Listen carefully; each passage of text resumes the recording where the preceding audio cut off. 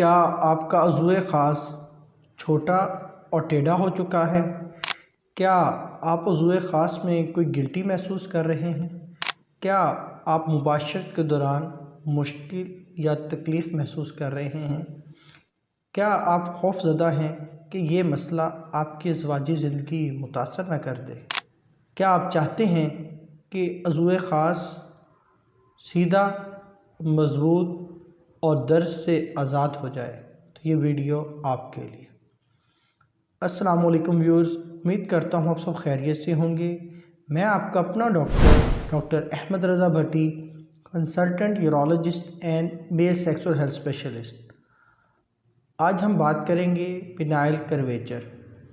इसको हम दो हिस्सों में डिवाइड करते हैं, congenital phenyl curvature and acquired phenyl curvature. Congenital जैसा कि नाम से ज़ाहिर है, कंजेनिटल पैदाइशी।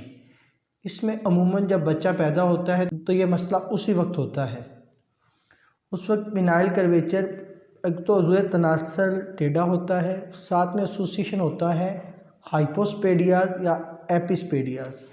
इन मसाइल की सूरत में जो पेशाब का सुराख है वो नॉर्मल जगह पर नहीं होता, यानी इस जगह पे होना चाहिए, यहाँ नहीं है। हाइपोस्पेडियाज में पीछे की जानिब और नीचे की जानिब होता है। इसलिए जब इसकी सर्जरी करते हैं साथ में कर्वेचर की सर्जरी भी करना पड़ती है। जबकि एपिस्पेडियाज में सुराख ऊपर की जानिब हो सकता है और कर्वेचर भी हो सकता है, तो इसका हल सर्जरी है। अब हम बढ़ते हैं एक्वायर्ड पिनाइल कर्वेचर, यानी कि जो बाद में आया है।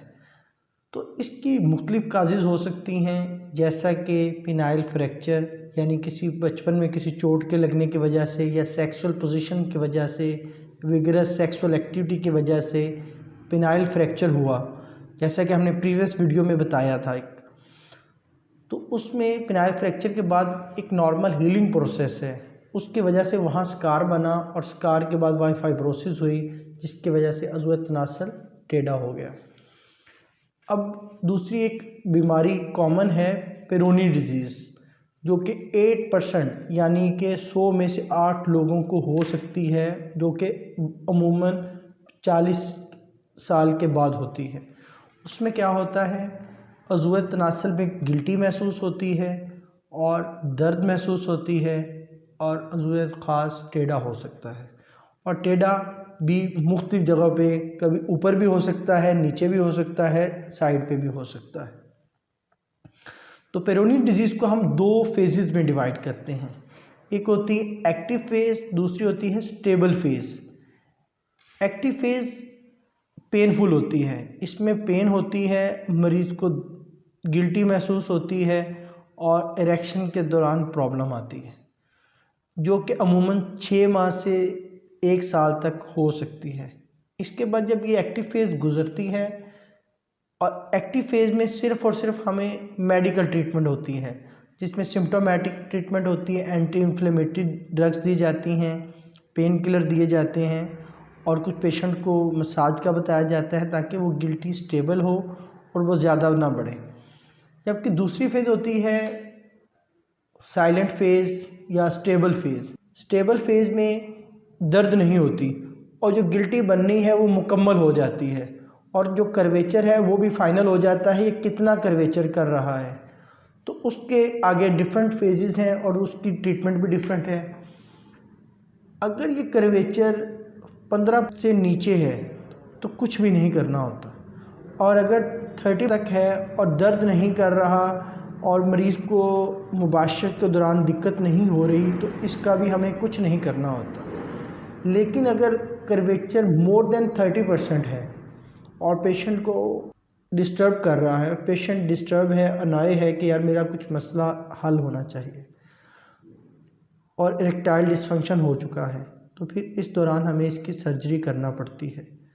इसकी सर्जरी की मुख्तलिफ इकसाम हैं। एक है प्लाइकेशन।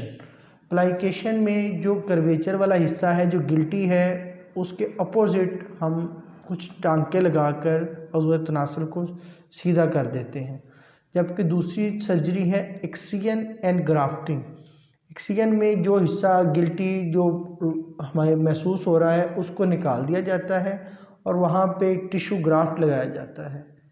जबकि तीसरी सर्जरी है कि ये दोनों, एक तो कर्वेचर मोर देन 70 तक है और पेशेंट को इरेक्टाइल डिसफंक्शन हो चुका है, तो उसमें एक CN एंड ग्राफ्टिंग करते हैं, साथ में पिनाइल प्रोस्थेसिस भी लगाया जाता है। और इसमें सबसे गौरतलब बात यह है कि नॉर्मल 15 डिग्री कर्वेचर हो सकता है नॉर्मल पॉपुलेशन में, तो उसमें हम सर्जरी या किसी दवाई की ज़रूरत नहीं होती। अगर आप या आपके इर्द गिर्द कोई भी शख्स इन मसाइल का शिकार है और मुख्तलिफ़ तरीके, मुख्तलिफ़ देसी टोटके इस्तेमाल करके थक चुका है, तो ये वीडियो उन लोगों के लिए, ये मैक्सिमम लोगों तक शेयर करें ताकि किसी का फ़ायदा हो जाए। वीडियो लाइक करें, हमारा चैनल सब्सक्राइब करें और मैक्सिमम लोगों तक शेयर करें। अगर आपको इन मसाइल का सामना है तो आपको फ़ौरन किसी मुस्तनिद यूरोलॉजिस्ट को दिखाने की ज़रूरत है। इस सिलसिले में अगर आप हमारी खिदमत हासिल करना चाहें तो नीचे दिए गए नंबर पर रब्ता करके हमारी ऑनलाइन अपॉइंटमेंट भी बुक करवा सकते हैं या हमें फ़िज़िकली विज़िट कर सकते हैं। शुक्रिया के साथ इजाज़त चाहूँगा। अपना ढेर सारा ख्याल रखें। अल्लाह निगहबान।